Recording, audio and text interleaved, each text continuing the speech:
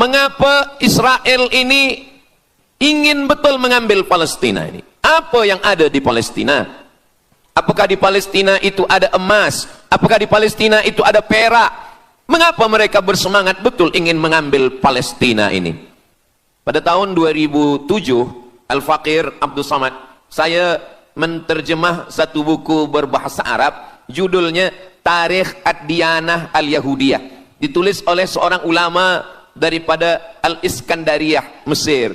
Di situ dia bagi satu jawaban. Kenapa orang Israel itu amat sangat menginginkan Palestina? Rupanya ada seorang bernama Israel. Israel maknanya dua. Isra abadun. El bahasa Hebrew language, bahasa Ibrani. El artinya Tuhan. Israel artinya hamba Tuhan. Tapi mereka punya makna yang kedua. Israel artinya al-musari' lillah.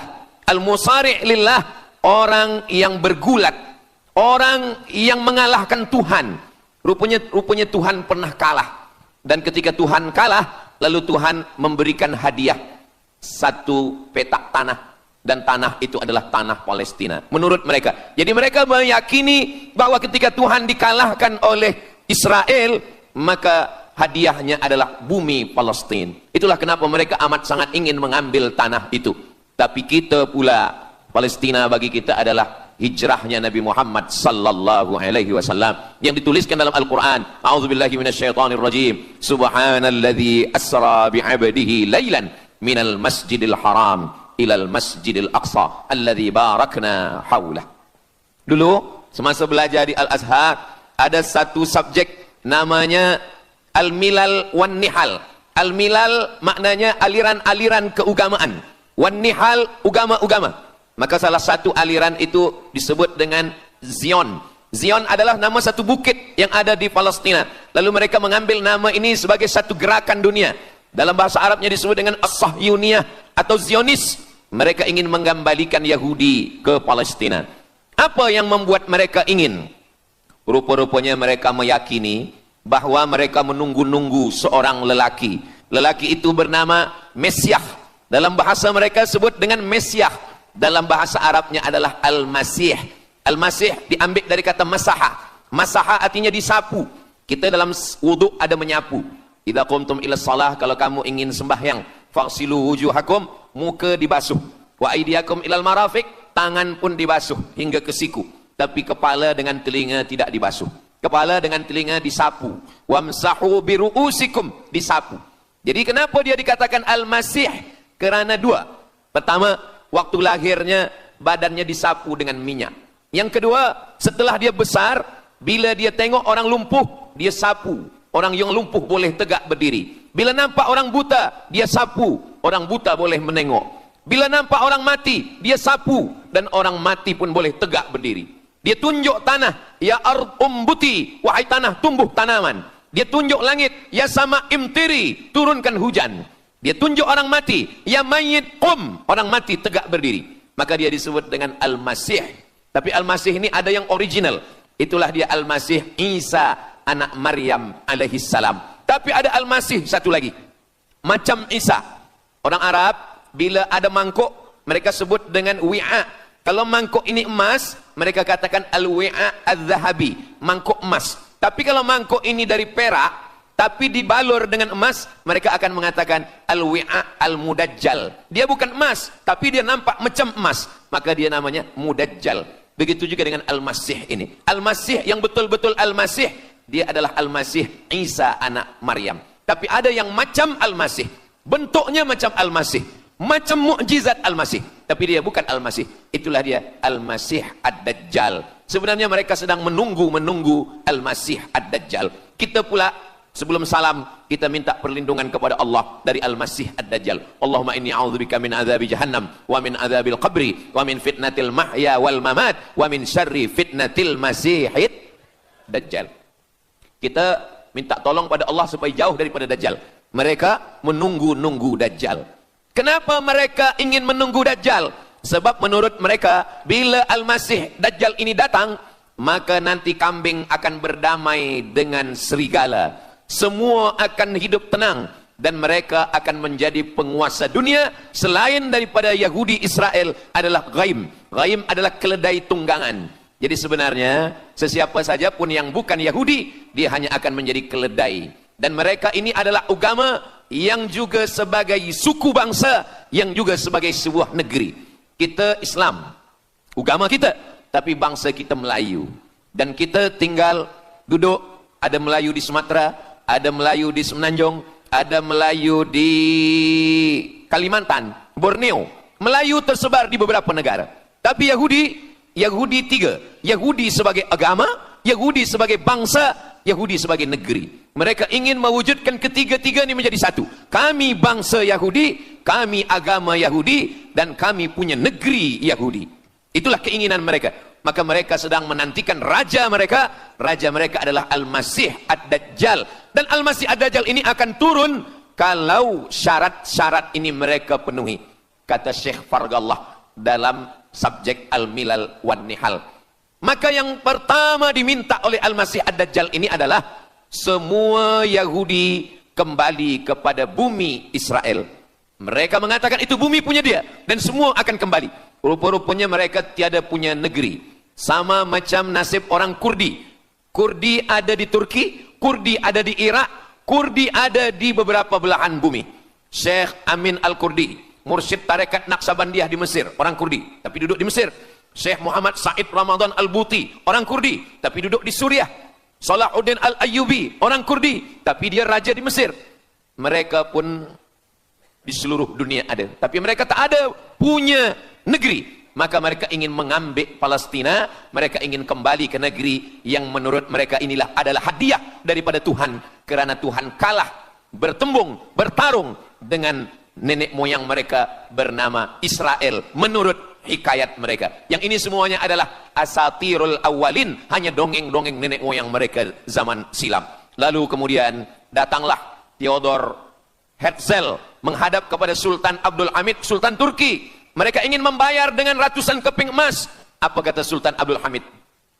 Dulu Palestina itu diambil dengan darah dan nyawa, maka saya tidak akan memberikannya dengan emas. Lalu kemudian apa yang terjadi? Mereka menghalau Sultan Abdul Hamid dengan seorang lelaki bernama Mustafa Kemal Ataturk. Lalu kemudian hilanglah khilafah Islamiyah. Ketika khilafah Islamiyah tahun 1924 ini jatuh, hilang, tumbang, maka ketika itu umat Islam tidak lagi ada pelindung.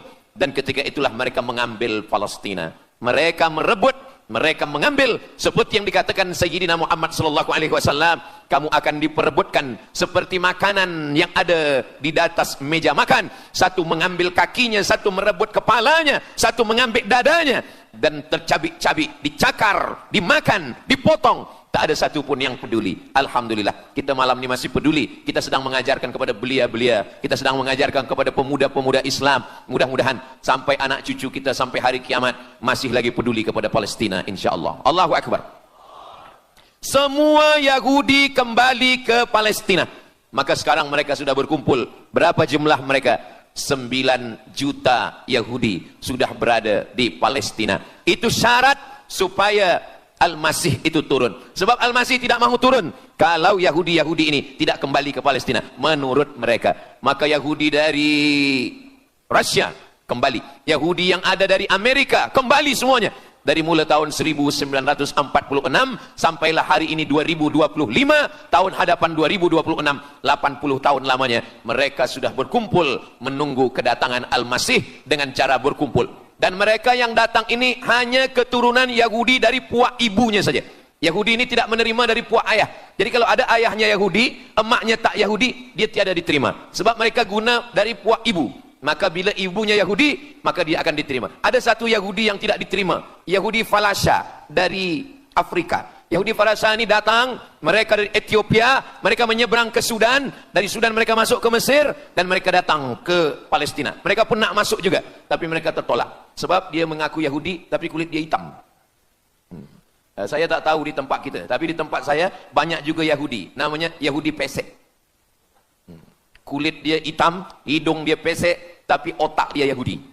Ini lebih berbahaya lagi. Mereka menyebarkan kebencian. Jadi sebenarnya Yahudi adalah makhluk yang paling unsuri, rasisme. Mereka tiada menerima selain daripada Yahudi. Siapapun yang datang ingin mengaku orang Yahudi, kalau ditengok nasabnya tidak sesuai daripada ibu, dia tidak akan diterima. Sedarlah wahai orang yang membela-bela Yahudi. Wahai orang yang membela Yahudi, kalau kamu bukan Yahudi, maka kamu tidak akan diterima. Kerana Yahudi adalah agama, Yahudi adalah bangsa, dan Yahudi adalah negeri. Mereka ingin mewujudkan ini. Maka berdatanganlah Yahudi beramai-ramai, lalu mereka pun turun ke Palestina. Sampai hari ini mereka terus berdatangan. Lalu kemudian yang kedua, syarat Yahudi didatangi oleh Al-Masih, Mesias, mereka mesti menanam tanaman yang hijau. Jadi, kalau mereka bayangkan, Al-Masih ini sedang berada di langit. Dia selalu memandang ke bawah. Dia tengok, Yahudi dah berkumpul atau belum? Kalau berkumpul, dia tak nak turun. Bila dah berkumpul semua ramai, baru dia turun. Dah berkumpul 5 juta, dia belum juga turun. Dah berkumpul 9 juta, dia belum juga turun. Rupanya yang kedua, dia ingin supaya tanah Palestina itu hijau. Bila nanti dah hijau semua, baru dia turun. Dan tanaman yang hijau itu pun dia yang memilihkan tanamannya. Tanamannya adalah yang disebutkan Nabi 14 abad silam, Syajaratul Gharqad. Nanti semua akan membela umat Islam. Sampai-sampai batu berkata, apa kata batu? Ya abdallah, wahai hamba Allah, hadza Yahudi khalfi, ini di belakang saya ada Yahudi, faktulhu, bunuhlah dia. Kata Nabi, jangankan manusia, batu pun membela umat Islam. Batu akan berkata, ya abdallah, wahai hamba Allah, hadza Yahudi, ini di belakang saya ada Yahudi, faktulhu, bunuh dia. Tapi ada satu yang membela mereka. Siapa dia? Syajaratul Gharqad, pokok kayu Gharqad. Allah menunjukkan sampai hari ini mereka menanam pokok Gharqad ini. Saya belajar ke Mesir tahun 1998. Musim panas tahun 1999, saya pergi ke satu kawasan bernama Aris. Selepas itu pergi ke sebuah kota, kota ini bernama Rafah. Rafah ini dibagi dua, setengah diambil oleh Yahudi, setengah lagi diambil oleh Mesir. Dari sempadan ini kita boleh menengok hijau. Lalu saya pun bertanya kepada ulama yang mendampingi kami, Tuan Syekh, itu pokok apa yang hijau? Kata Syekh, itulah pokok yang disebutkan Nabi Muhammad sallallahu alaihi wasallam. Pokok itu bernama Syajaratul Gharqad, dan mereka memang menanam pokok itu sekarang. Supaya apa? Supaya Al-Masih menengok dari atas, bila dia tengok dah hijau, dia pun akan turun menurut keyakinan Yahudi. Yahudi sudah berkumpul 9 juta orang. Pokok Gharqad sudah ditanam, sudah.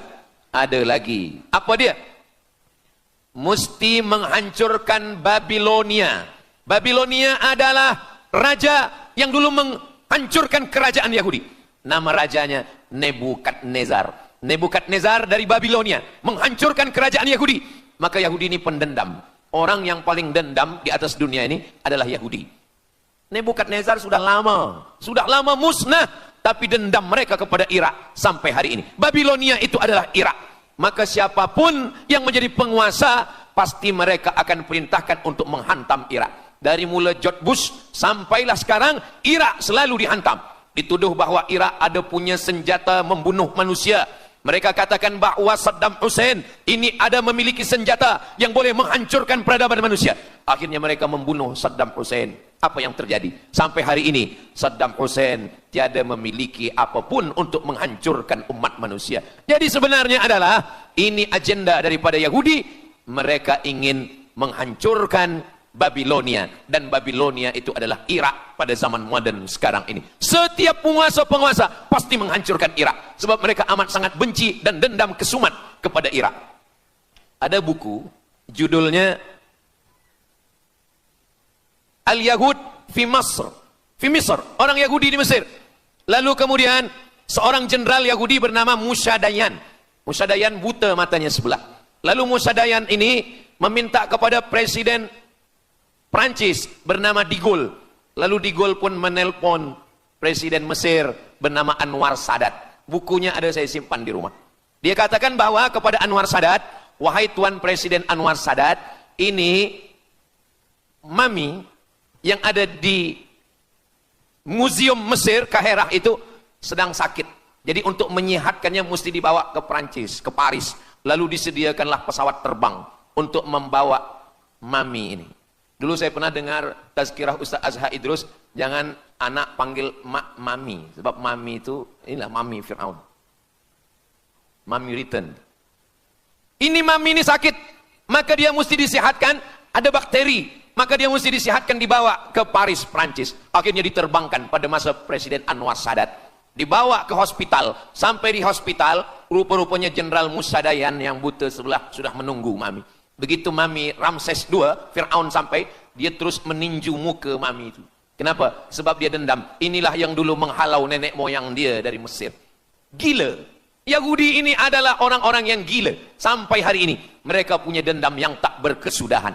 Sampai Mami yang sudah menjadi kering, kita pun menengoknya biasa-biasa saja. Tapi Musa Dayan melampiaskan dendam kesumat dia sampai pada masa Presiden Anwar Sadat. Yang akhirnya Anwar Sadat pun mati terbunuh, ditembak oleh Khalid Islambuli. Begitulah Allah Subhanahu wa Ta'ala menceritakan saksi sejarah supaya umat Islam faham bagaimana fikiran, bagaimana sakit jiwanya orang-orang Yahudi. Mereka sudah berkumpul di Palestina 9 juta. Tanam-tanaman hijau sudah ditanam. Irak sudah dihantam. Hancur lebur Irak. Apa lagi yang mereka lakukan? Tanah Palestina mesti merah. Tanah Palestina tidak boleh hitam. Tanah Palestina mesti merah. Apa yang membuat tanah Palestina merah? Merah kerana darah budak-budak anak-anak yang tak berdosa dari Palestina. Jadi kalau ada orang yang hari ini terheran-heran, mengapa mereka membunuh budak kecil? Mengapa mereka menjatuhkan bom untuk menghancurkan rumah, membunuh perempuan yang hamil tiada berdosa? Tapi bila orang faham, dia mengerti. Sesungguhnya mereka ingin supaya darah anak-anak yang tiada berdosa itu tumpah. Kalau darah itu sudah tumpah, disitulah mereka menantikan supaya Al-Masih, Mesiah itu turun membela. Sebab itu adalah raja di raja mereka. Apa yang terjadi sebenarnya hari ini? Yang terjadi sebenarnya adalah mereka membangun, membina sebuah kerajaan dari khayal, dari fikiran gila. Maka ada seorang yang tidak percaya kepada Allah, dia atheist, dia tak percaya kepada Tuhan, namanya Roger Jarudi. Tapi akhirnya dia dapat hidayah, dia masuk Islam. Selepas masuk Islam, dia tulis buku bahwa Israel Yahudi mendirikan negara berdasarkan mitologi, berdasarkan khurafat, berdasarkan kisah-kisah bohong, dusta. Tapi mereka percaya dengan dusta itu. Lalu kemudian Roger Jarudi ditangkap oleh pemerintah Prancis, dimasukkan ke dalam penjara. Bukunya diterjemahkan ke dalam bahasa Arab, diterjemahkan ke dalam bahasa Melayu. Roger Jarudi, bagaimana orang Yahudi Israel membina kerajaan negara berdasarkan khayal, berdasarkan tipu, berdasarkan dusta, berdasarkan mitologi, berdasarkan asatirul awalin, dongeng-dongeng daripada nenek moyang mereka dulu. Lalu kemudian hari ini kita sudah menengok darah itu sudah tumpah merata-rata di tanah Palestina. Kenapa Al-Masih, Mesiah belum juga turun? Kenapa belum datang juga Mesiah yang mereka tunggu itu? Rupanya ada syarat lagi yang belum. Apa dia? Mereka mesti membina satu yang disebut dengan Haikal Sulaiman, Temple of King Solomon. Mereka meyakini bahwa raja mereka adalah Solomon, dan dia ada sebuah kuil yang mereka sebut, mereka tulis bukunya, Temple of King Solomon. Di mana letaknya? Letaknya adalah di atas Al-Masjidil Aqsa. Mereka ingin menghancurkan Al-Masjidil Aqsa, diratakan dengan tanah. Nanti mereka akan bina Temple of King Solomon. Selepas itu mereka siapkan satu kerusi singgasana. Selepas itu nanti barulah turun Al-Masih, Mesiah yang dijanjikan menurut mereka. Yang semuanya ini adalah dusta, bohong, tipu daripada Zionis, kerana mereka ingin menguasai dan mereka ingin membuat sebuah negara yang sangat besar, yang negara itu disebut dengan The Great Israelian, Israel Raya. Dia dari 2 sungai. Biasanya orang membuat map itu rahasia. Map biasanya rahasia yang disimpan. Tapi orang Yahudi Israel, mereka buatkan mapnya di dalam bendera mereka. Kita membuat sesuatu yang rahasia kita simpan, tapi mereka membuat satu garis biru di atas, satu lagi garis biru di bawah. Yang di atas itu adalah Sungai Nil, Sungai Nil di atas, dan yang di bawah itu adalah Sungai Efrat. Sungai Nil di atas, Afrika Utara, Mesir. Sungai Efrat di bawah, Sungai Efrat ada di Irak. Lalu di tengah itu ada bintang segi 6. Apa maknanya? Mereka ingin membina sebuah kerajaan yang luasnya dari Nil hingga ke Efrat. Itulah kenapa ketika mereka membuka embasi di Kairo, ketika Israel membina embasi di Kairo, ini Sungai Nil, ini bagian atas, ini bagian bawah. Kerajaan Mesir membagi embasi Israel tanah di bawah Sungai Nil. Mereka tidak mau. Mereka ingin membina embasi di atas Sungai Nil. Kenapa mereka tidak mau membina embasi di bawah Sungai Nil? Karena menurut mereka di bawah Sungai Nil adalah negeri kami. Orang membina embasi hanya di luar daripada kerajaannya. Jadi sebenarnya menurut pengakuan mereka, Mesir yang ada sekarang, semua yang ada di bawah Nil hingga ke Efrat Irak, itu adalah kerajaan mereka. Yang kalau mereka mewujudkan itu nanti, mereka akan menjadikan semua manusia ini sebagai keledai tunggangan. Alhamdulillah, itu disampaikan oleh Syekh Fargallah. Lalu kemudian kami membacanya, mempelajarinya, beliau bacakan di kelas, dan hari ini saya amat sangat bersenang hati. Tapi kita tetap susah hati dengan Palestina. Saya merasa senang hati sebab saya boleh menyampaikannya kepada para belia pemuda muslimin muslimat yang hadir malam ini. Macam mana suara saya, jelas tak jelas? Jelas. Yang saya sampaikan ini boleh faham? Alhamdulillah. Yang tak faham, nanti faham sendiri insyaAllah.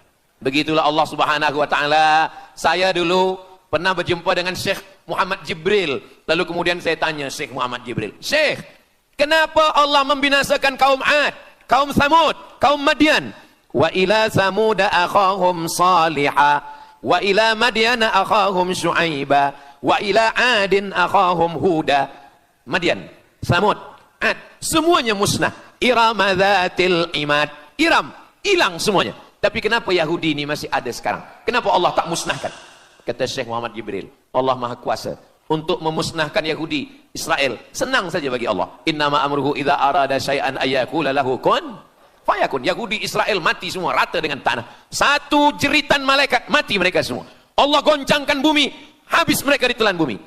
Ya bunayya, wahai anakku, kalaulah Israel Yahudi ini mati, lalu kamu masuk surga dengan apa, kata dia. Sebenarnya Allah masih menyisakan Yahudi ini supaya kita berjuang. Sekarang ada umat Islam yang amat sangat lemah. Dia bukannya ikut berjuang, tapi melemahkan perjuangan orang. Bila ada umat Islam yang berkumpul beramai-ramai, solidariti tentang Palestina, dia berkata, katanya Allah Maha Kuasa, kenapa Allah tak binasakan? Dulu, arsalna alaihim tayran ababil. Datang burung ababil. Tarmihim bi'ijaratin min sijil. Mana ababil sekarang? Kenapa Allah tak kirimkan ababil? Saya pun pernah tanyakan ini kepada masyayikh, Syekh, kenapa Allah tak kirimkan ababil? Dulu ketika Abdul Muttalib memegang kunci Ka'bah, masa itu tak ada orang beriman. Abdul Muttalib bersendirian, lalu kemudian dia datang ke Ka'bah, dia letakkan kunci itu. Ya Allah, inna li hadzal baiti rabban yahmih.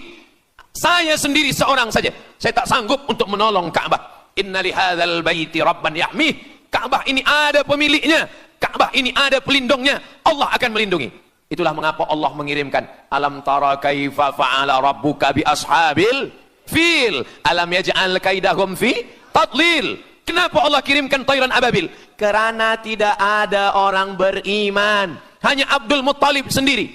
Tapi sekarang 2 miliar orang beriman yang bersyahadat asyhadu an la ilaha illallah wa asyhadu anna muhammadan rasulullah. Itulah kenapa Allah tidak mengirimkan tayran ababil. Itulah kenapa Allah tidak membuatkan goncangan. Itulah kenapa. Tapi sedikit banyak Allah mulai menurunkan pertolongannya. Kalau sudah datang pertolongan Allah Subhanahu wa taala, idza jaa nasrullah, kalau sudah datang pertolongan Allah, idza jaa nasrullah wal fath, kemenangan. Wa ra'aitan nasa yadkhuluna fi dinillahi afwaja. Insyaallah, alaysa subuhu biqarib. Subuh tak lama lagi. Pertolongan Allah pasti datang. Nasrum minallah wa fathun qarib. Hasbunallah wa ni'mal wakil. Ni'mal maula wa ni'man nasir. Wala haula wala quwata illa billahil aliyil azim. Kalau kita seorang cikgu, kalau kita seorang ulama, sampaikanlah kepada umat. Sebagai seorang ayah, sampaikan kepada anak. Sebagai seorang ahli keluarga, kita mesti ingatkan, buatkan baju dengan lambang, simbol, bendera penderitaan Palestina. Kalau kita menonton dengan keluarga di rumah, tontonkan bagaimana penderitaan anak-anak di Palestina. Saya di rumah ada gambar besar, gambar Palestina. Sehingga setiap kali tamu datang, kita bercerita, dia tanya, ini gambar apa nih Ustaz? Inilah gambar saudara kita yang sedang teraniaya di Palestina. Malam ini kita guna sorban, kita pakai sorban yang mengingatkan kita kepada Palestina. Apapun yang kita lakukan, jangan lupa menyampaikan khutbah Jumat, kunut nazilah, Allahumma ansuril Islam wal muslimina fi Palestina. Silahul mu'min, ad-du'a silahul mu'min. Kalau kita tiada senjata lagi, maka sesungguhnya doa man lam yahtam bi amril muslimin, siapa yang tak peduli kepada penderitaan saudaranya di Palestin, falaisa minhum, dia tidak diakui sebagai umat Nabi Muhammad sallallahu alaihi wasallam. Orang beriman bukan setakat sembahyang subuh, zuhur, asar, maghrib, isya. Orang beriman bukan setakat ditengok berapa kali dia ke Baitullah haji dan umrah, tapi orang beriman bagaimana perasaan dia kepada saudaranya. Maka kata Nabi SAW, la yu'minu ahadukum, kamu tidak beriman, kalaupun kamu beriman belum sempurna, hatta yuhibba li akhi, sampai engkau sayang kepada saudaramu. Ma yuhibbu li nafsih, sayang kepada saudara seperti sayang pada diri sendiri. Kalau anak saudara kita di Palestina teraniaya, kita lebih teraniaya. Kalau pipi kita dicubit sakit, begitu juga dengan saudara kita di Palestina. Kita memang hidup pada zaman yang susah, yang payah. Beruntunglah datuk nenek moyang kita 100 tahun yang lampau, mereka selamat dari fitnah ini. Tapi kita pun tak boleh mengutuk nasib. Mengapa saya hidup sekarang? Kenapa kami hidup tahun 1447 ini ya Allah? Tentu ada hikmahnya. Allah hidupkan kita hari ini. Kenapa saya tak hidup zaman Nabi? Kalau ada pemuda belia sekarang datang kepada Ustaz Abdul Somad, Ustaz Somad, kenapa saya tak hidup zaman Nabi? Kalau saya hidup zaman Nabi mungkin saya baik. Kamu yang komplain kepada Allah, kalau kamu hidup zaman Nabi mungkin tidak ikut Nabi, ikut Abu Lahab, ikut Abu Jahal. Kita dihidupkan Allah hari ini, kita masih bersama dengan guru kita, Al-Fadhil Ustaz Azhar Idrus. Kita masih bersama dengan orang-orang baik, orang mulia.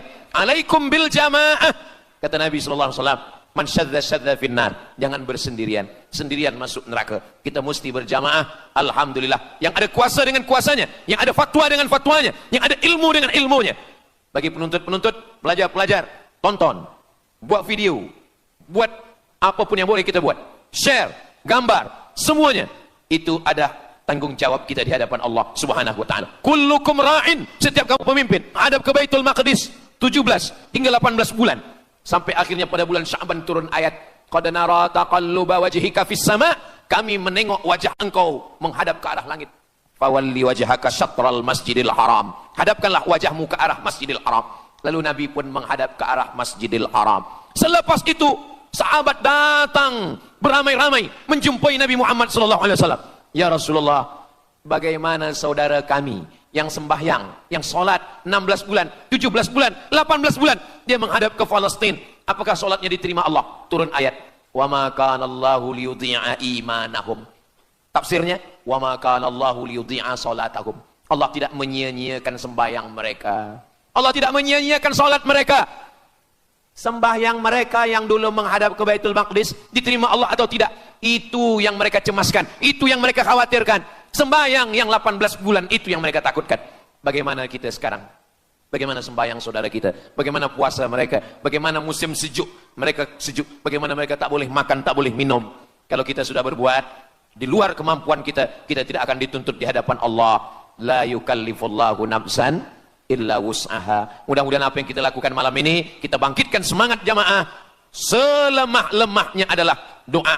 Selemah-lemah kekuatan orang beriman adalah melafazkan doa kepada Allah supaya Allah memberikan pertolongan. Tak ada yang susah bagi Allah Subhanahu wa taala. Itulah yang boleh Al-Faqir sampaikan pada malam hari ini, solidariti kita tentang Palestina. Mudah-mudahan ada manfaatnya. Banyak cakap kata yang tak berkenan di hati, menyinggung perasaan. Saya memohon maaf, beribu-ribu maaf. Mudah-mudahan yang kita lakukan malam ini diridhai Allah Subhanahu wa taala dan boleh kita bawa bekal menghadap Allah. Bila kita mati ditanya oleh Allah, inilah jawaban kita. Kami sudah berkumpul, kami sudah bangkitkan semangat, kami sudah berdoa, kami sudah menjelaskan bagaimana jahatnya Yahudi.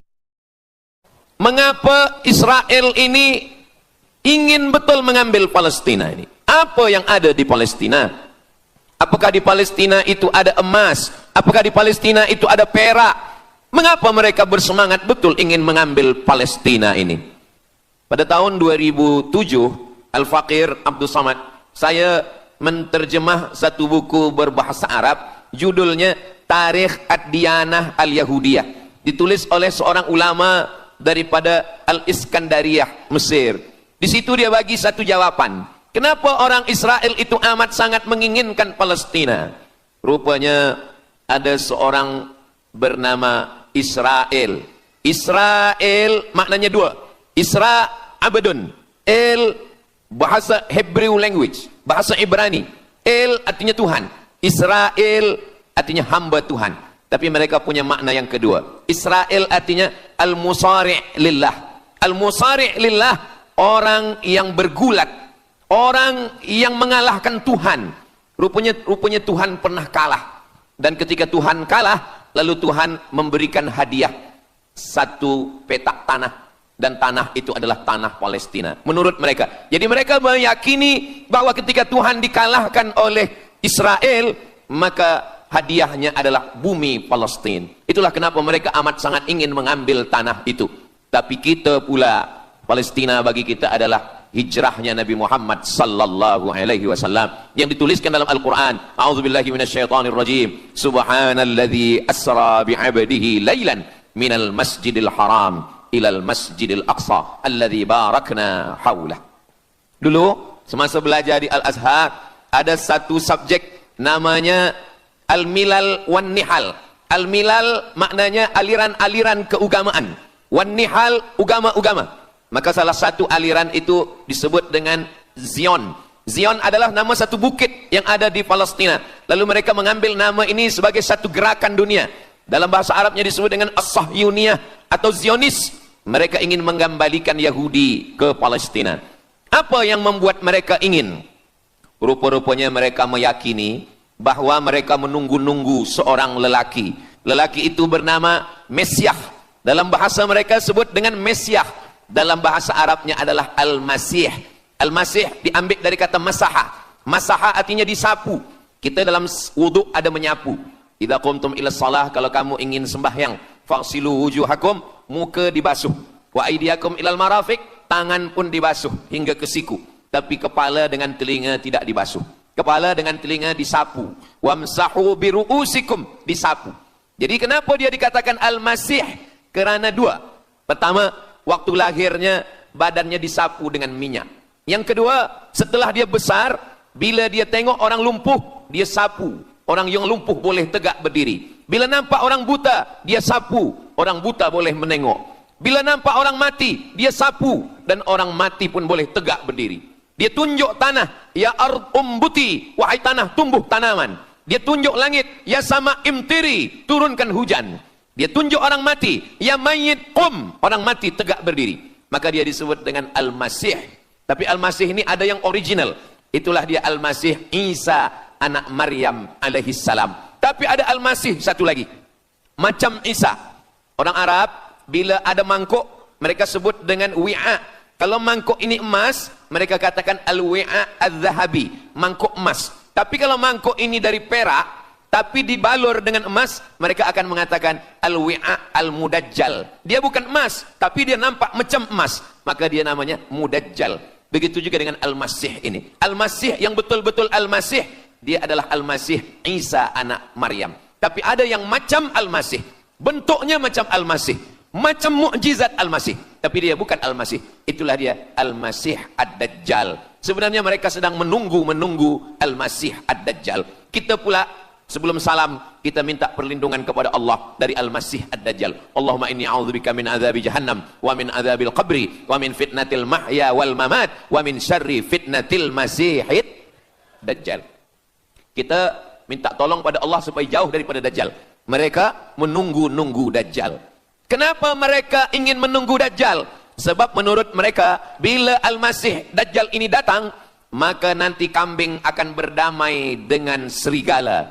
Semua akan hidup tenang. Dan mereka akan menjadi penguasa dunia. Selain daripada Yahudi Israel adalah ghaim. Ghaim adalah keledai tunggangan. Jadi sebenarnya, sesiapa saja pun yang bukan Yahudi, dia hanya akan menjadi keledai. Dan mereka ini adalah agama yang juga sebagai suku bangsa, yang juga sebagai sebuah negeri. Kita Islam, agama kita, tapi bangsa kita Melayu. Dan kita tinggal duduk, ada Melayu di Sumatera, ada Melayu di Semenanjung, ada Melayu di Kalimantan, Borneo. Melayu tersebar di beberapa negara. Tapi Yahudi tiga. Yahudi sebagai agama, Yahudi sebagai bangsa, Yahudi sebagai negeri. Mereka ingin mewujudkan ketiga-tiga ini menjadi satu. Kami bangsa Yahudi, kami agama Yahudi, dan kami punya negeri Yahudi. Itulah keinginan mereka. Maka mereka sedang menantikan raja mereka. Raja mereka adalah Al-Masih Ad-Dajjal. Dan Al-Masih Ad-Dajjal ini akan turun kalau syarat-syarat ini mereka penuhi. Kata Syekh Fargallah dalam subjek Al-Milal wan Nihal. Maka yang pertama diminta oleh Al-Masih Ad-Dajjal ini adalah semua Yahudi kembali kepada bumi Israel. Mereka mengatakan itu bumi punya dia dan semua akan kembali. Rupa-rupanya mereka tiada punya negeri. Sama macam nasib orang Kurdi. Kurdi ada di Turki, Kurdi ada di Irak, Kurdi ada di beberapa belahan bumi. Syekh Amin Al-Kurdi, mursyid tarekat Naqsabandiyah di Mesir, orang Kurdi tapi duduk di Mesir. Syekh Muhammad Said Ramadan Al-Buti, orang Kurdi tapi duduk di Suriah. Salahuddin Al-Ayyubi, orang Kurdi tapi dia raja di Mesir. Mereka pun di seluruh dunia ada, tapi mereka tak ada punya negeri. Maka mereka ingin mengambil Palestina, mereka ingin kembali ke negeri yang menurut mereka inilah adalah hadiah daripada Tuhan, kerana Tuhan kalah bertembung, bertarung dengan nenek moyang mereka bernama Israel menurut hikayat mereka. Yang ini semuanya adalah asatirul awalin, hanya dongeng-dongeng nenek moyang mereka zaman silam. Lalu kemudian datanglah Theodor Herzl menghadap kepada Sultan Abdul Hamid, Sultan Turki. Mereka ingin membayar dengan ratusan keping emas. Apa kata Sultan Abdul Hamid? Dulu Palestina itu diambil dengan darah dan nyawa, maka saya tidak akan memberikannya dengan emas. Lalu kemudian apa yang terjadi? Mereka menghalau Sultan Abdul Hamid dengan seorang lelaki bernama Mustafa Kemal Ataturk. Lalu kemudian hilanglah khilafah Islamiyah. Ketika khilafah Islamiyah tahun 1924 ini jatuh, hilang, tumbang, maka ketika itu umat Islam tidak lagi ada pelindung. Dan ketika itulah mereka mengambil Palestina. Mereka merebut, mereka mengambil, seperti yang dikatakan Sayyidina Muhammad sallallahu alaihi wasallam, kamu akan diperebutkan seperti makanan yang ada di atas meja makan. Satu mengambil kakinya, satu merebut kepalanya, satu mengambil dadanya, dan tercabik-cabik, dicakar, dimakan, dipotong. Tak ada satu pun yang peduli. Alhamdulillah, kita malam ini masih peduli. Kita sedang mengajarkan kepada belia-belia, kita sedang mengajarkan kepada pemuda-pemuda Islam. Mudah-mudahan sampai anak cucu kita sampai hari kiamat masih lagi peduli kepada Palestina, insyaAllah. Allahu Akbar. Semua Yahudi kembali ke Palestina. Maka sekarang mereka sudah berkumpul. Berapa jumlah mereka? 9 juta Yahudi sudah berada di Palestina. Itu syarat supaya Al-Masih itu turun. Sebab Al-Masih tidak mahu turun kalau Yahudi-Yahudi ini tidak kembali ke Palestina menurut mereka. Maka Yahudi dari Rusia kembali, Yahudi yang ada dari Amerika kembali semuanya. Dari mulai tahun 1946 sampailah hari ini 2025, tahun hadapan 2026, 80 tahun lamanya mereka sudah berkumpul menunggu kedatangan Al-Masih dengan cara berkumpul. Dan mereka yang datang ini hanya keturunan Yahudi dari puak ibunya saja. Yahudi ini tidak menerima dari puak ayah. Jadi kalau ada ayahnya Yahudi, emaknya tak Yahudi, dia tiada diterima. Sebab mereka guna dari puak ibu. Maka bila ibunya Yahudi, maka dia akan diterima. Ada satu Yahudi yang tidak diterima. Yahudi Falasha dari Afrika. Yahudi Falasha ini datang, mereka dari Ethiopia, mereka menyeberang ke Sudan, dari Sudan mereka masuk ke Mesir, dan mereka datang ke Palestina. Mereka pun nak masuk juga, tapi mereka tertolak. Sebab dia mengaku Yahudi, tapi kulit dia hitam. Saya tak tahu di tempat kita, tapi di tempat saya banyak juga Yahudi, namanya Yahudi pesek. Kulit dia hitam, hidung dia pesek, tapi otak dia Yahudi. Ini lebih berbahaya lagi. Mereka menyebarkan kebencian. Jadi sebenarnya Yahudi adalah makhluk yang paling unsuri, rasisme. Mereka tiada menerima selain daripada Yahudi. Siapapun yang datang ingin mengaku orang Yahudi, kalau ditengok nasabnya tidak sesuai daripada ibu, dia tidak akan diterima. Sedarlah wahai orang yang membela-bela Yahudi. Wahai orang yang membela Yahudi, kalau kamu bukan Yahudi, maka kamu tidak akan diterima, kerana Yahudi adalah agama, Yahudi adalah bangsa, dan Yahudi adalah negeri. Mereka ingin mewujudkan ini. Maka berdatanganlah Yahudi beramai-ramai, lalu mereka pun turun ke Palestina. Sampai hari ini mereka terus berdatangan. Lalu kemudian yang kedua, syarat Yahudi didatangi oleh Al-Masih, Mesias, mereka mesti menanam tanaman yang hijau. Jadi kalau mereka bayangkan, Al-Masih ini sedang berada di langit, dia selalu memandang ke bawah. Dia tengok, Yahudi dah berkumpul atau belum? Kalau berkumpul dia tak nak turun. Bila dah berkumpul semua ramai, baru dia turun. Dah berkumpul 5 juta, dia belum juga turun. Dah berkumpul 9 juta, dia belum juga turun. Rupanya yang kedua, dia ingin supaya tanah Palestina itu hijau. Bila nanti dah hijau semua, baru dia turun. Dan tanaman yang hijau itu pun dia yang memilihkan tanamannya. Tanamannya adalah yang disebutkan Nabi 14 abad silam, Syajaratul Gharqad. Nanti semua akan membela umat Islam.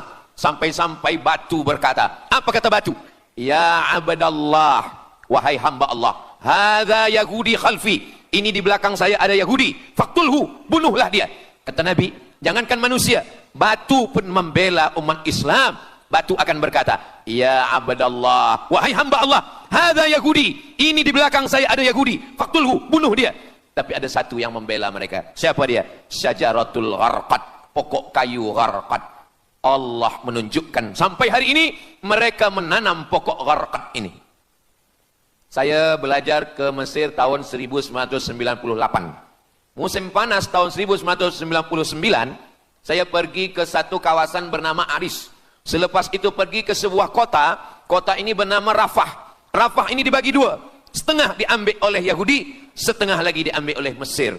Dari sempadan ini kita boleh menengok hijau. Lalu saya pun bertanya kepada ulama yang mendampingi kami, Tuan Syekh, itu pokok apa yang hijau? Kata Syekh, itulah pokok yang disebutkan Nabi Muhammad sallallahu alaihi wasallam. Pokok itu bernama Syajaratul Gharqad, dan mereka memang menanam pokok itu sekarang. Supaya apa? Supaya Al-Masih menengok dari atas, bila dia tengok dah hijau, dia pun akan turun menurut keyakinan Yahudi. Yahudi sudah berkumpul 9 juta orang. Pokok Gharqad sudah ditanam, sudah. Ada lagi. Apa dia? Mesti menghancurkan Babilonia. Babilonia adalah raja yang dulu menghancurkan kerajaan Yahudi. Nama rajanya Nebukadnezar. Nebukadnezar dari Babilonia menghancurkan kerajaan Yahudi. Maka Yahudi ini pendendam. Orang yang paling dendam di atas dunia ini adalah Yahudi. Nebukadnezar sudah lama musnah, tapi dendam mereka kepada Irak sampai hari ini. Babilonia itu adalah Irak. Maka siapapun yang menjadi penguasa, pasti mereka akan perintahkan untuk menghantam Irak. Dari mula George Bush sampailah sekarang, Irak selalu dihantam. Dituduh bahwa Irak ada punya senjata membunuh manusia. Mereka katakan bahwa Saddam Hussein ini ada memiliki senjata yang boleh menghancurkan peradaban manusia. Akhirnya mereka membunuh Saddam Hussein. Apa yang terjadi? Sampai hari ini Saddam Hussein tiada memiliki apapun untuk menghancurkan umat manusia. Jadi sebenarnya adalah ini agenda daripada Yahudi. Mereka ingin menghancurkan Babilonia, dan Babilonia itu adalah Irak pada zaman modern sekarang ini. Setiap penguasa-penguasa pasti menghancurkan Irak, sebab mereka amat sangat benci dan dendam kesumat kepada Irak. Ada buku judulnya Al-Yahud fi Masr, fi Misr, orang Yahudi di Mesir. Lalu kemudian seorang jenderal Yahudi bernama Musa Dayan. Musa Dayan buta matanya sebelah. Lalu Musa Dayan ini meminta kepada Presiden Prancis bernama De Gaulle. Lalu De Gaulle pun menelpon Presiden Mesir bernama Anwar Sadat. Bukunya ada, saya simpan di rumah. Dia katakan bahwa kepada Anwar Sadat, wahai Tuan Presiden Anwar Sadat, ini mami yang ada di Museum Mesir Kaherah itu sedang sakit. Jadi untuk menyehatkannya mesti dibawa ke Prancis, ke Paris. Lalu disediakanlah pesawat terbang untuk membawa mami ini. Dulu saya pernah dengar tazkirah Ustaz Azhar Idrus, jangan anak panggil mami, sebab mami itu, inilah mami Fir'aun. Mami return. Ini mami ini sakit, maka dia mesti disehatkan, ada bakteri, maka dia mesti disehatkan, dibawa ke Paris, Prancis. Akhirnya diterbangkan pada masa Presiden Anwar Sadat. Dibawa ke hospital, sampai di hospital, rupa-rupanya Jenderal Musa Dayan yang buta sebelah sudah menunggu mami. Begitu mami Ramses II, Fir'aun sampai, dia terus meninju muka mami itu. Kenapa? Sebab dia dendam. Inilah yang dulu menghalau nenek moyang dia dari Mesir. Gila. Yahudi ini adalah orang-orang yang gila. Sampai hari ini, mereka punya dendam yang tak berkesudahan. Sampai mami yang sudah menjadi kering, kita pun menengoknya biasa-biasa saja.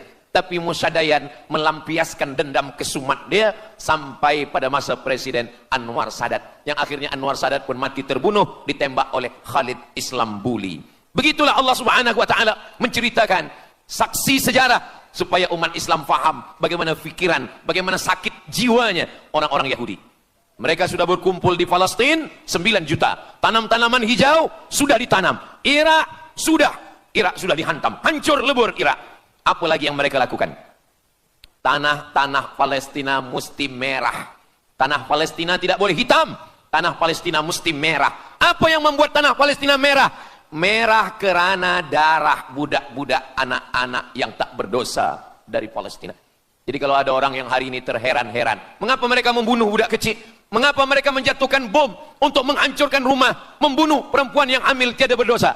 Tapi bila orang faham, dia mengerti, sesungguhnya mereka ingin supaya darah anak-anak yang tiada berdosa itu tumpah. Kalau darah itu sudah tumpah, disitulah mereka menantikan supaya Al-Masih, Mesiah itu turun membela. Sebab itu adalah raja di raja mereka. Apa yang terjadi sebenarnya hari ini?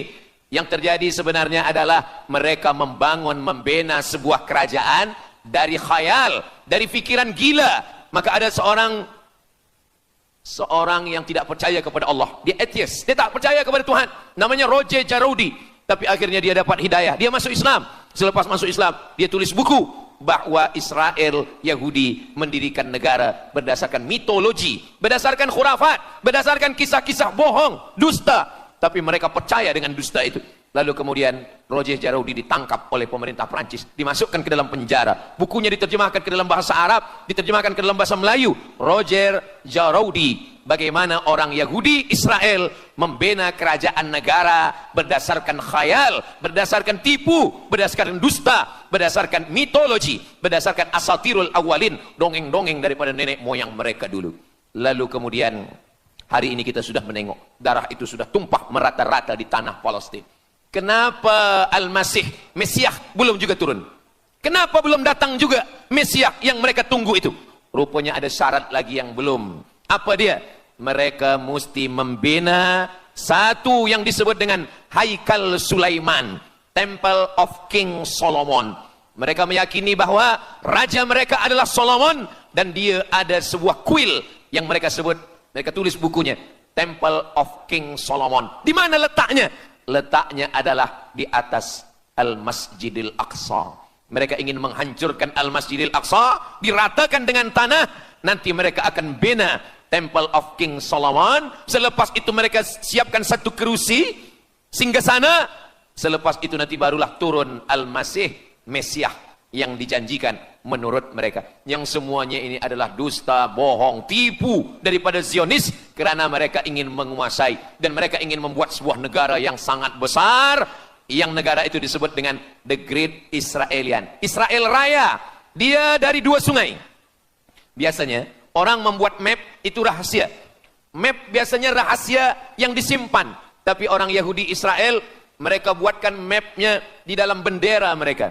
Kita membuat sesuatu yang rahasia kita simpan, tapi mereka membuat satu garis biru di atas, satu lagi garis biru di bawah. Yang di atas itu adalah sungai Nil di atas, dan yang di bawah itu adalah sungai Efrat. Sungai Nil di atas, Afrika Utara, Mesir.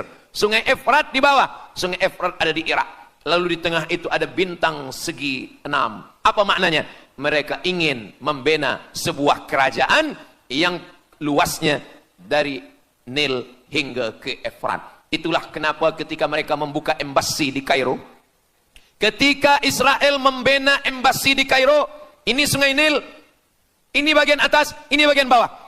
Kerajaan Mesir membagi embasi Israel tanah di bawah sungai Nil. Mereka tidak mau. Mereka ingin membina embasi di atas sungai Nil. Kenapa mereka tidak mau membina embasi di bawah sungai Nil? Karena menurut mereka di bawah sungai Nil adalah negeri kami. Orang membina embasi hanya di luar daripada kerajaannya. Jadi sebenarnya menurut pengakuan mereka, Mesir yang ada sekarang, semua yang ada di bawah Nil hingga ke Efrat Irak, itu adalah kerajaan mereka. Yang kalau mereka mewujudkan itu nanti, mereka akan menjadikan semua manusia ini sebagai keledai tunggangan. Alhamdulillah, itu disampaikan oleh Syekh Fargallah. Lalu kemudian kami membacanya, mempelajarinya, beliau bacakan di kelas, dan hari ini saya amat sangat bersenang hati. Tapi kita tetap susah hati dengan Palestina. Saya merasa senang hati sebab saya boleh menyampaikannya kepada para belia pemuda muslimin muslimat yang hadir malam ini. Macam mana suara saya, jelas tak jelas? Jelas. Yang saya sampaikan ini boleh faham? Alhamdulillah. Yang tak faham nanti faham sendiri insyaallah. Begitulah Allah Subhanahu wa taala. Saya dulu pernah berjumpa dengan Syekh Muhammad Jibril. Lalu kemudian saya tanya Syekh Muhammad Jibril, "Syekh, kenapa Allah membinasakan kaum Ad, kaum Samud, kaum Madian. Wa ila Samuda akhahum Salihah, wa ila Madyana akhahum Syuaiba, wa ila Adin akhahum Huda. Madian, Samud, Ad, semuanya musnah. Iram dzatil imad. Iram, hilang semuanya. Tapi kenapa Yahudi ini masih ada sekarang? Kenapa Allah tak musnahkan?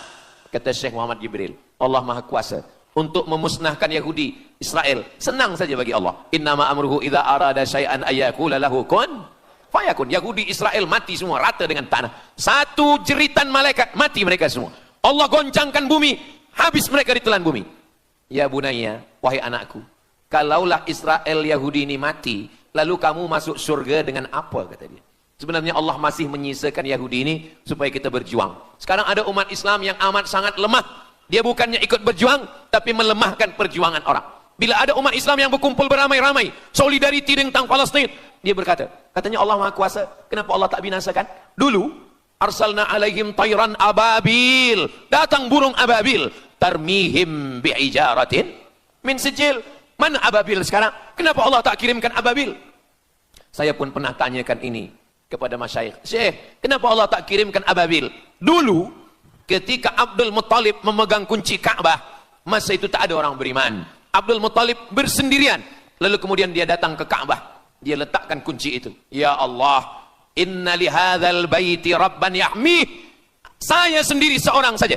Saya tak sanggup untuk menolong Ka'bah. Inna lihadzal baiti rabban yahmih. Ka'bah ini ada pemiliknya. Ka'bah ini ada pelindungnya. Allah akan melindungi.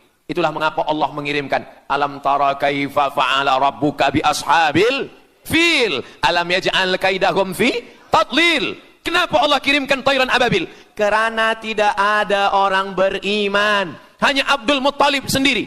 Tapi sekarang 2 miliar orang beriman yang bersyahadat asyhadu an la ilaha illallah wa asyhadu anna muhammadan rasulullah. Itulah kenapa Allah tidak mengirimkan tayran ababil. Itulah kenapa Allah tidak membuatkan goncangan. Itulah kenapa. Tapi sedikit banyak Allah mulai menurunkan pertolongannya. Kalau sudah datang pertolongan Allah subhanahu wa ta'ala. Idza jaa nasrullah. Kalau sudah datang pertolongan Allah. Idza jaa nasrullah wal fath, kemenangan. Wa ra'aitan nasa yadkhuluna fi dinillahi afwaja. Insyaallah. Alaysa subuhu biqarib. Subuh tak lama lagi. Pertolongan Allah pasti datang. Nasrum minallah wa fathun qarib. Hasbunallah wa ni'mal wakil. Ni'mal maula wa ni'man nasir. Wala haula wala quwata illa billahil aliyil azim. Kalau kita seorang cikgu, kalau kita seorang ulama, sampaikanlah kepada umat.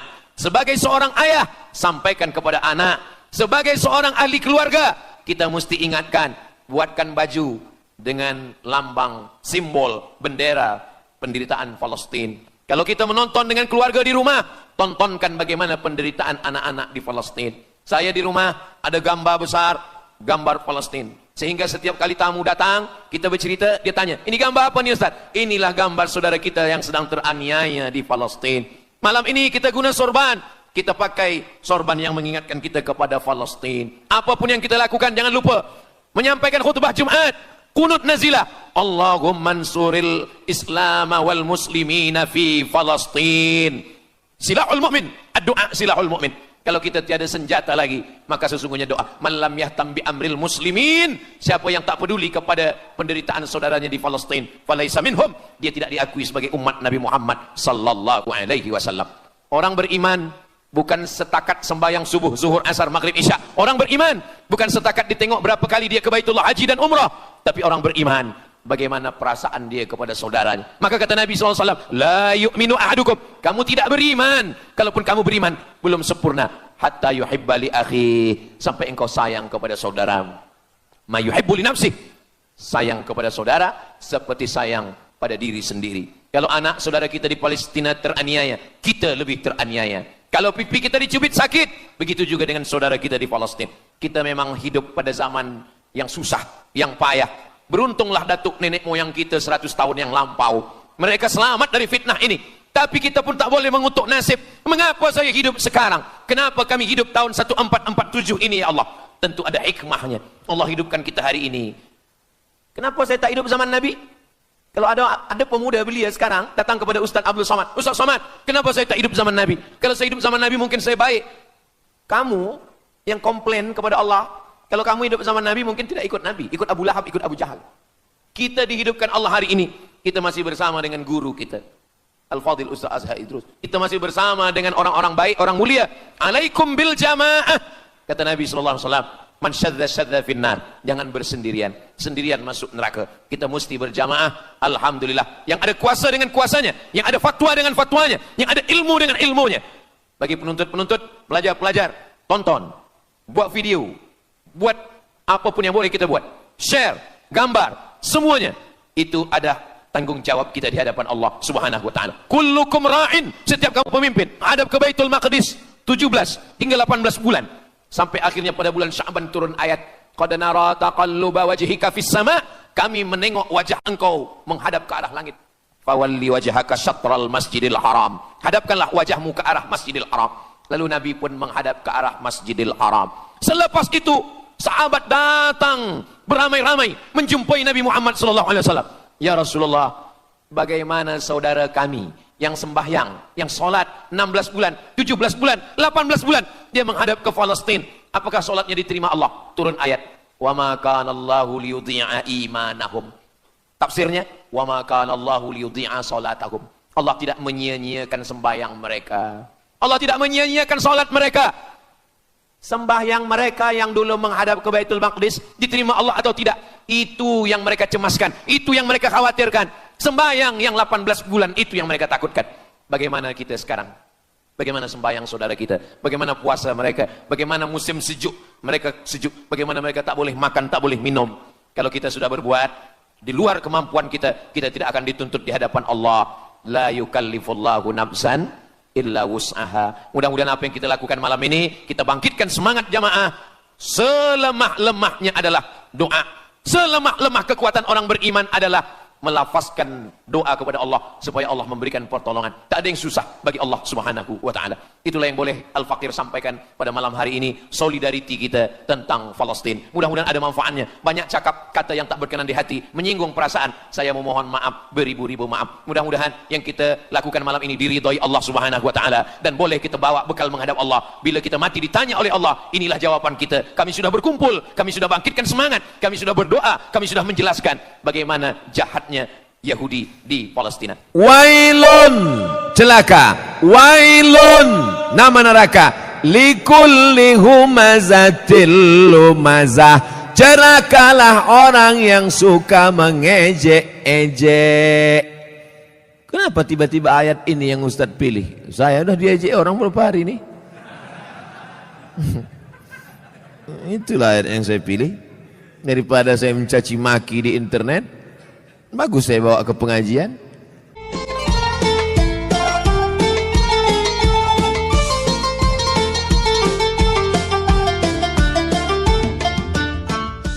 Assalamualaikum warahmatullahi wabarakatuh.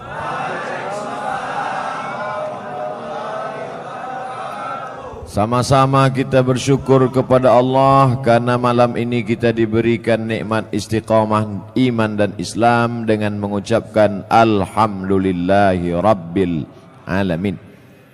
Berselawat kepada Rasulullah dengan mengucapkan Allahumma salli ala Sayyidina Muhammad wa ala ali Sayyidina Muhammad. Saya sampaikan materi ini lebih kurang 1 jam 60 menit. Setelah itu saya akan menjawab pertanyaan-pertanyaan yang ditulis di kertas. Mudah-mudahan Allah menjadikan pertemuan kita malam ini menjadi nilai amal soleh. Amin ya rabbal alamin. Hadir bersama kita malam ini Al-Mukarram Al-Ustadz Haji Darwin Hasibuan SPDI Qori Internasional. Kemudian para alim ulama, tuan-tuan guru, ustadz-ustadz, tak dapat saya sebutkan satu persatu. Ketua beserta seluruh pengurus masjid, yang besar tak dihimbau gelar, yang kecil tak disebut nama. InsyaAllah kita semuanya mendapatkan pahala jihad fi sabilillah. Amin ya rabbal alamin. Bagi yang di luar mohon maaf, tak usah tengok ke dalam ini, tengok aja layar-layar. Tak ada layar, tengoklah ke sini sikit-sikit. Kami rasanya dari dalam ini menengok keluar macam menengok akuarium.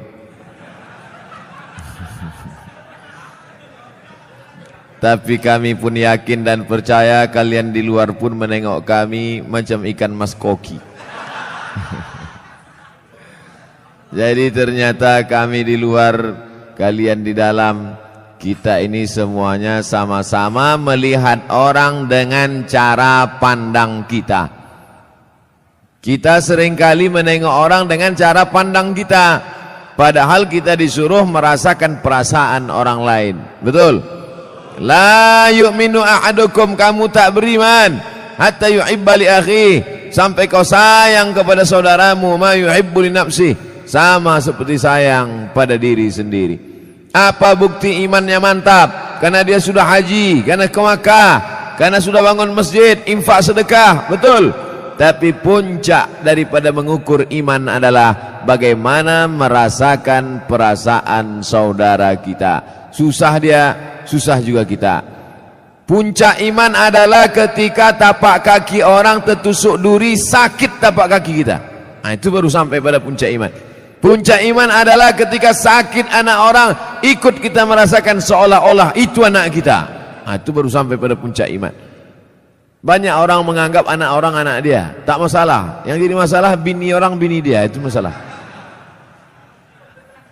Baik, malam ini kita akan membaca satu surah dalam Al-Quran yang selalu dibaca imam saat solat.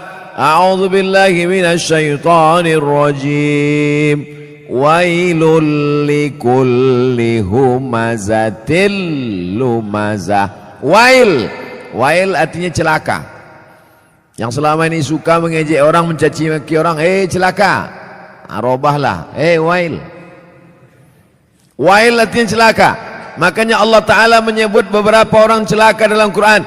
Wailul lil mutaffifin, celaka orang yang curang memainkan timbangan. Kalau dia belanja ke pasar matanya tajam, kurang. Kalau dia membaca Quran tak nampaknya mana idgham, ikhfa, qalqalah, gunnah bila gunnah, titik nun macam titik ba. Tapi kalau menengok mata timbangan dipajak,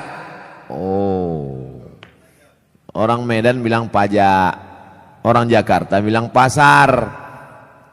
Pergilah orang Medan ke Jakarta, mau kemana Pak? Ke pajak. Diantaranya kantor perpajakan.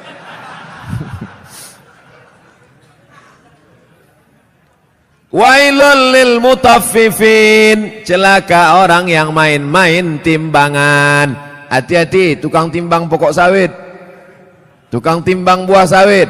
Asal ditimbang 50 kilo, tandan besar 50 kilo, tandan kecil 50 kilo. Kenapa begini? Rupanya memang udah di setel timbangan tuh, mau besar mau kecil 50 kilo. Ada gunanya sembahyang, puasa, sholatmu melayang karena zalim memainkan timbangan. Tak ada gunanya pengajian malam ini. Bukti pengajian malam ini berhasil bukan karena layarnya banyak di luar, bukan. Bukti pengajian malam ini berhasil apa? Besok pagi yang berjualan, berdagang di pasar, luruskan balik timbangan. Siap? Tak semuanya siap kata dia. Tengok besoklah Pak Ustaz. Ditimbang di pasar, betul. Dibawa ke rumah, rupanya 7,5 on. 1/4 kilo hilang. 5 orang belanja, 1,5 kilo 2,5 on sudah kau makan harta orang dengan cara batil. Patutlah pagi petang siang malam berdoa, doamu tak dikabulkan Allah Subhanahu wa taala. Kenapa? Makan haram. Ustaz nyinggung pedagang aja, singgunglah PNS.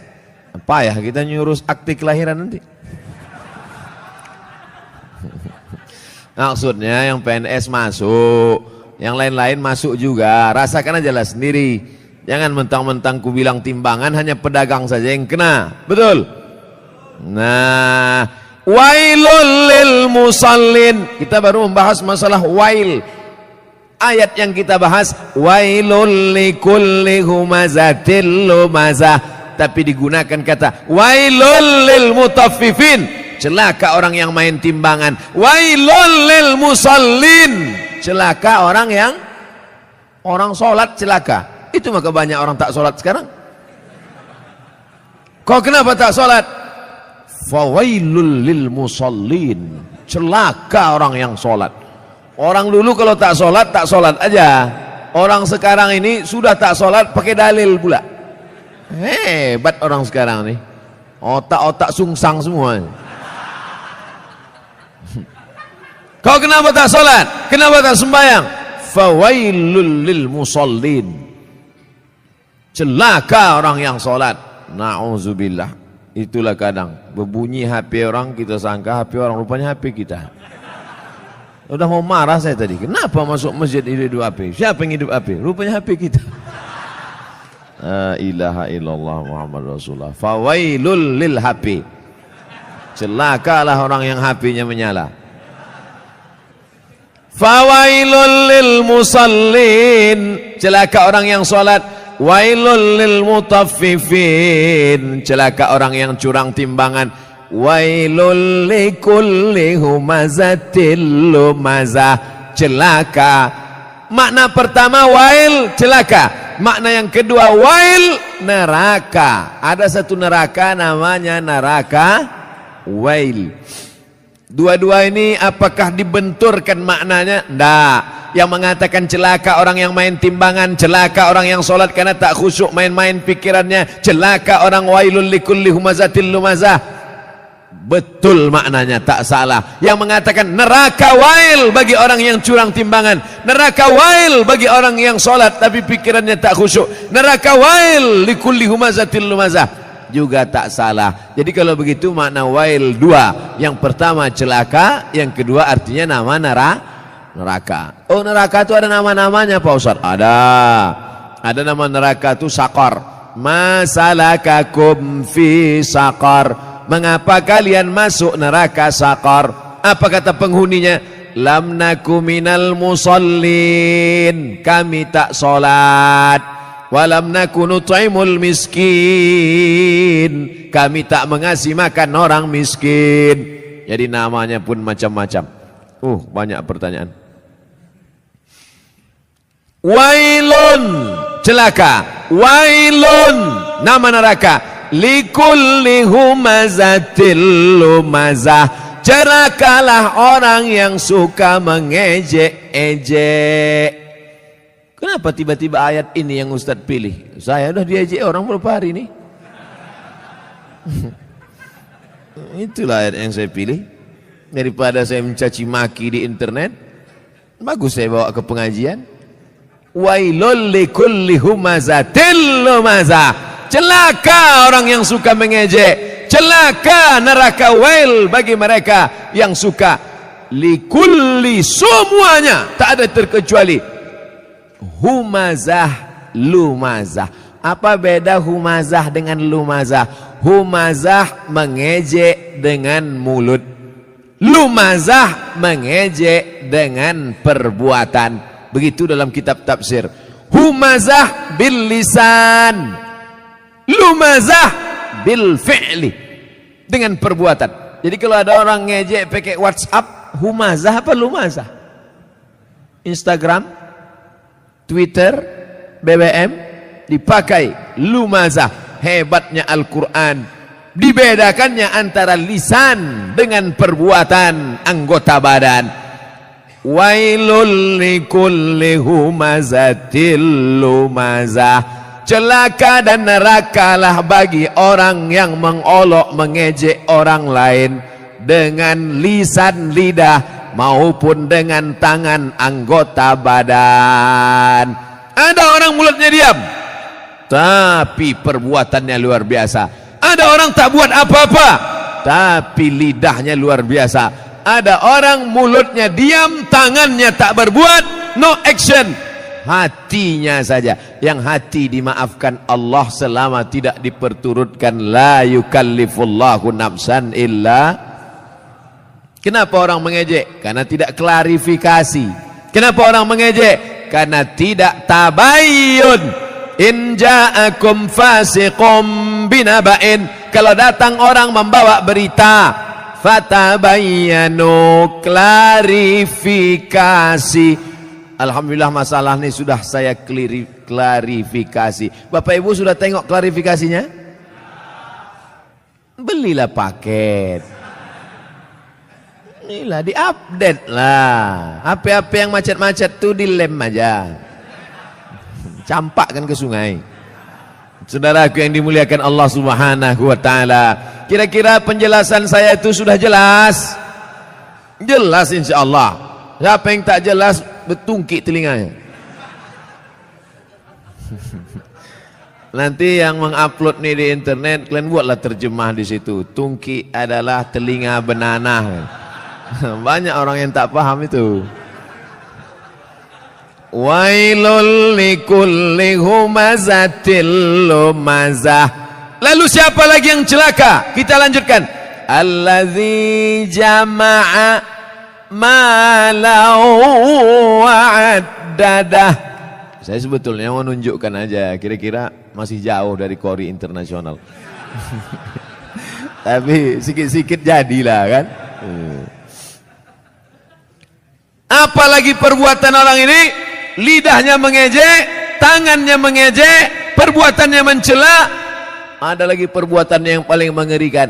Jama'a, mengumpul, malau, harta, wa'ad, dadah, menghitung. Kerjanya dua aja, ngitung, ngumpul, ngitung, ngumpul, ngitung, ngumpul, ngitung, batuk, mati.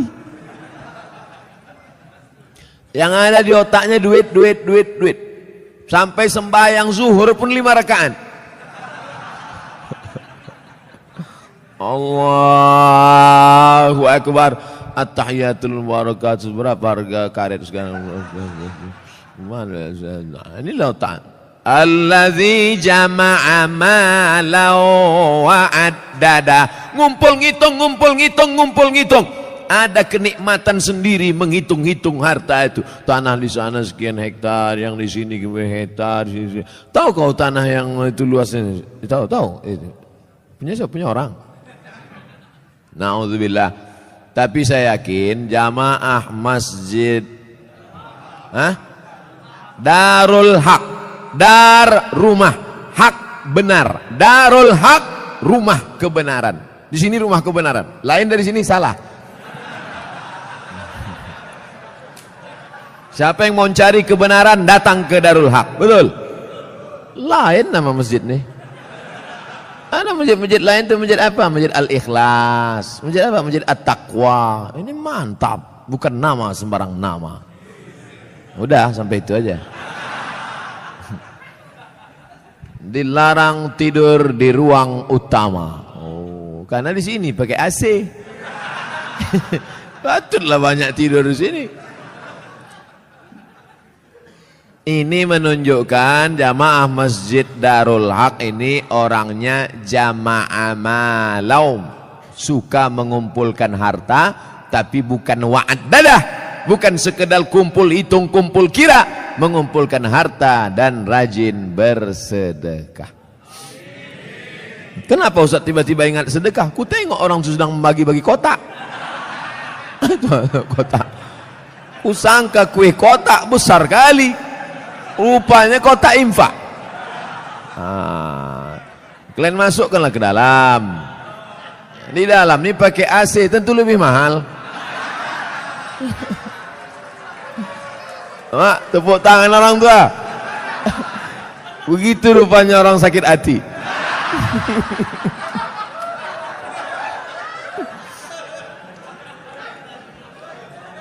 Artinya kata orang tuh, kami di luar panas, duit-duit receh nggak apa-apalah kata dia. Tak apa-apa, kalian sedekah pakai duit kerincing pun masuk surga insyaallah. Cuman agak lama lah sikit.